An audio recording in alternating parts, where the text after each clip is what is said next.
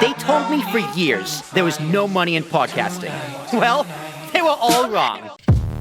How do you combine the world of like language and baseball? Great question. So my doctorate is in English education, teaching English to speakers of other languages. So, you have to pick a unique dissertation topic, a research topic to do your PhD, which no one else has done. And I didn't find anything on baseball English, learning baseball English. So that's kind of a broad area. So I narrowed it down to spoken vocabulary that's frequently used in baseball English on the field, in the clubhouse, between coaches and managers, even including cuss words, which we have in the book, that would be useful for learners of baseball English. And they could be players, they could be people who want to work in the front office. We have many teams have international scouts whose first language is not English. Just a casual fan, even friends of mine who've read the book now said, "Wow, I didn't know this language. I didn't know this vocabulary. I learned a lot. It's very technical." So yeah, to make a long story short, I wanted to pick a topic that I loved. If you're gonna devote 5-6 years of your life in doing research, you may as well do it on something that you love, and it has to be unique. So that's how I got into baseball English academia. So like what? Because it's something I never thought of. I was like baseball language. I was like, okay, I guess that makes sense. You're in Japan, you can use baseball. Like I bet you probably have people watch baseball broadcasts as a way to learn English, but like what specific language? Because I come from I'm a huge wrestling fan as well, and I do a wrestling podcast. Right. And that has its whole language, like kayfabe, babyface, heel, like getting color, all these different phrases and words. And knowing baseball as well as I do, so I didn't think about. So like, what are some common phrases that the average fan doesn't even know is part of the baseball language? Like I think I saw on your website, kangaroo court.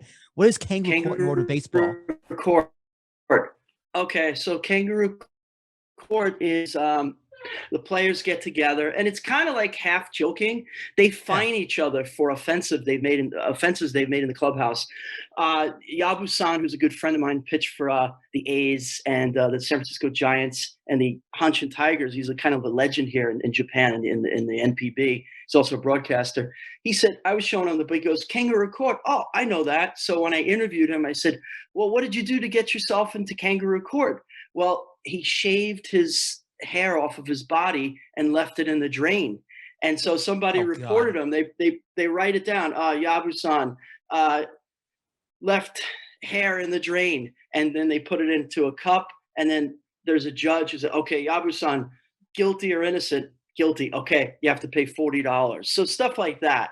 I think in the beginning, everybody gets fined $1 automatically, but like, you were playing your stereo too loud, or you farted, it could be even things like that. I've heard stories of that. So it's kind of a joke within the clubhouse that each clubhouse has. And it's not just in MLB. I know they do it in high schools here in the States and college. I don't think they do it in Japan or Korea or Taiwan. I think it's more of a North American thing. Have you yourself ever been sent to kangaroo court? Yes, I have, and I'm not going to tell you why. Oh God! All right, I'll get you off there. I'll get you off there. I'll get that. I'll get that story one way or the other. All right. But like, is the actual language? Is it more geared towards baseball? I guess like I'm trying to think of a word. I guess like a 2-run double, or like a certain type of slide you do, or like a difference between like a sliding catch and a diving catch. Is that certain phrases or words, or is it more generalized language? What I did was to not bore you to tears. I took 800,000 words of baseball English spoken on the field, in the clubhouse, to the media, by players, by umpires, by coaches. And this is just not one document. It's several different texts. A lot of stuff off of YouTube, mic'd up things. And I took that database, which is called a corpus, and I compared it to a corpus of general English, of people speaking on television, on the telephone, authentic English. And I ran some statistical tests, and then this list came up of keywords, statistically significant keywords.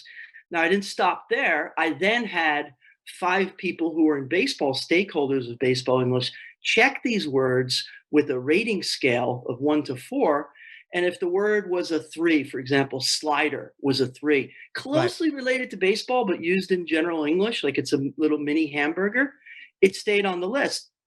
You had other words like fungo, right, which is a bat that the coach uses, a long bat, used in practice to hit grounders and fly balls out. That is only used in baseball, so that's a 4. So basically, these words that are in my book are very unique to baseball and frequently used in baseball, and more often not frequently used in general English. I'm just going through like one list here: attaboy, fungo, lineup, sign, manager, bunt, bench players. Some people know that, but these are very frequently used words, or most frequently used in baseball compared to general English. Okay. I guess come to mind like the a slurve, that kind of pitch. It's like Slurve is in there. Slurve I've is never in there. used the word slurve outside of talking about MLB The Show or like Uh MVP huh. Baseball 2005. Um, so was this book specifically written for non-English speakers, or like specifically, I guess, because based in Japan? Was this made specifically for Japanese either fans or players? Well, it's a play off of my dissertation, which is Okay. designed for people who want to learn baseball English.